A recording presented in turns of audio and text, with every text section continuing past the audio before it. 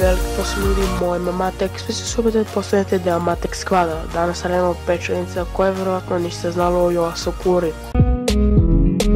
Koji svaki drugi početak je težak. Sada snimi me ptičica i smješak. Blicevi bljesak, fanovi u transu. Svaki pruža ruku, svaki skida kapu. Nikad copy-paste, znači sve je moje. Idem prema vrhu, znači pravi potez. Kako vrijeme ide. Njegovo ime kada se prevede znači duh zemlje. On je glavni naslednika Sakura porodice i tokom šamanske borbe postao je vođa Funbari Ostim. Jo je brat blizanac glavnog antagonista u animeu, to jest Hao Sakure. Jo je seriju počeo sa 13 godina i visine 152,4 cm.